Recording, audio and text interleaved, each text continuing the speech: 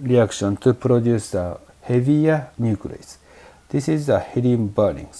The temperature is increasing. Then helium starts to have a nuclear reaction. Helium reacts with another helium to produce the heavier element, carbon-12. We call this is triple alpha reaction because alpha meaning is helium-4 and triple meaning the 3 helium-4 are involved in this reaction, helium burning. But the basic reaction is a binary reaction. Helium-4 reacts with another helium-4 to produce a beryllium-8. But beryllium-8 is a very unstable nucleus. Lifetime is very, very short, 2.6 times 10 to minus 16 seconds. When the temperature is increasing, mean collision time between the helium-4 is shorter than this short lifetime of the beryllium-8.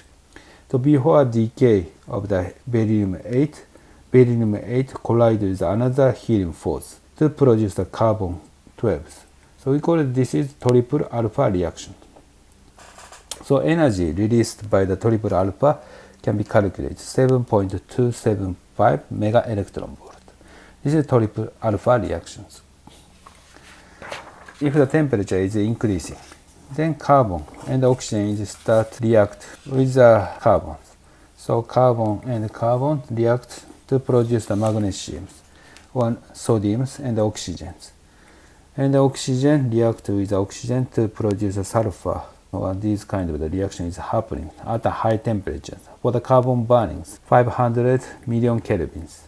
Or for the oxygen burnings, temperature have to be higher than 1 billion kelvins. Silicon burnings. So silicon is produced in the oxygen burning, like these ones. This silicon is start to burn with higher temperatures. Photodisintegration, interaction of the massive particles with the energetic photons, is disintegrating the nucleus, similar to the photoionization. So heavier element, massive particles start breakdowns. So silicon disintegration is happening. So light particles created by the silicon disintegrations are captured by another silicon to produce the iron group nucleus, iron, cobalt, and nickels. Iron group nuclei are stable and resist the disintegrations until the 7 billion kelvins.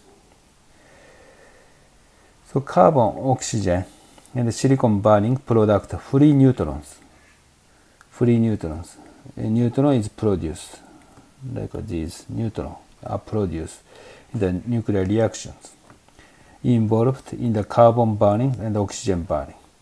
These neutron, free neutrons, are captured by the nucleus. The neutron capture is not limited by the Coulomb barriers, so it's quite easy for a nuclei to capture neutrons. For example, I and the mass number is A and the charge number is G, capture the neutron N. So mass number is increased by the ones. So when this I sub 1 is mass number is changing, capture another neutron.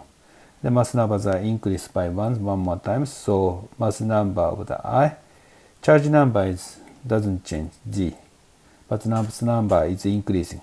So as long as the I sub n is stable, I sub n continue to capture the neutrons, increasing the mass numbers. Eventually, radioactive isotope is formed. So when the I sub n becomes unstable, neutron is transformed into the protons by emitting the electrons. So this is the beta decays. So there are S process and R process. If the J is stable, J starts to capture the neutrons. Or if the J is unstable, J is beta decays to produce the stable nucleus.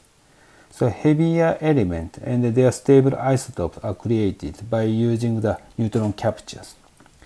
So time scale of the beta decay is independent of the temperatures, but the neutron capture depends on the temperature and densities because the temperature is related to the velocity of the neutrons. So if the temperature is increasing, velocity of the neutron is increasing. We have two processes for the neutron captures. S process is the time scale for the neutron capture is longer than the beta decays. Time scale for the neutron capture is slower, so we call this is S process. When the time scale for the neutron capture is shorter than the beta decays, we call the rapid process, R process. We have two processes to produce the heavier element. When the temperature is really higher than the 7 billion kelvins, then photodisintegrations break even the stable ions. So iron is break into the helium-4. So 13 helium-4s plus 4 neutrons.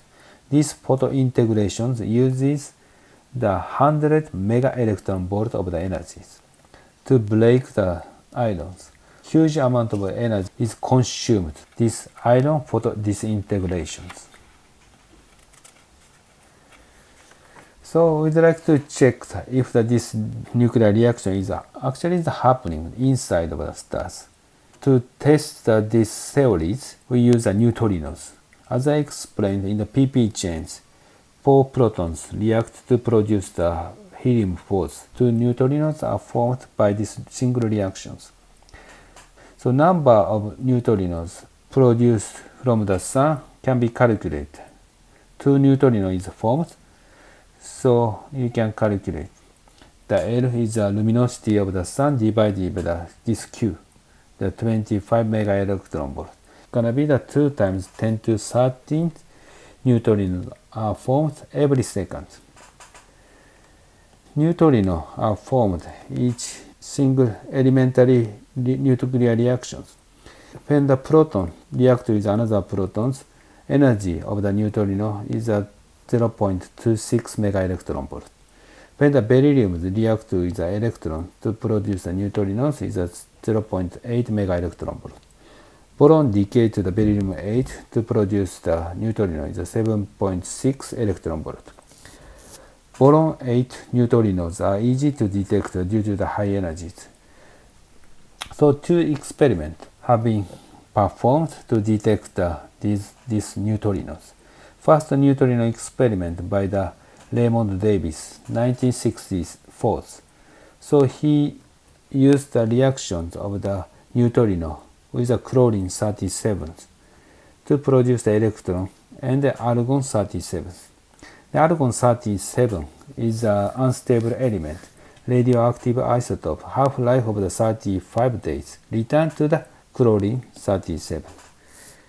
Raymond Davis used a huge tank containing 600 tons of the chlorine fluid placed in the 1500 meter deep Homestake gold mine in South Dakota. And he observed the equilibrium state of the chlorine-37 and argon-37. And he confirmed the theory of the nuclear reactions. But in this experiment done by the Raymond Davis, he could not confirm that actually the pp chain is happening inside of the sun. We need the directions of the source of the neutrinos. So another experiment done by the Japanese group at Kamio Kantes. In the Japanese groups use a scattering process of the electron by the neutrino.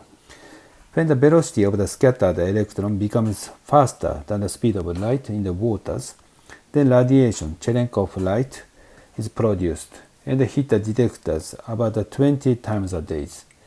And using this scattering process, this experiment can confirm the direction of the source of the neutrinos. And this direction is actually directed toward the sun. From this experiment, we could confirm that the source of the neutrino actually is the sun. Because of these discoveries, Koshiba and Davis won the Nobel Prize in Physics. Okay, this is the end of this session.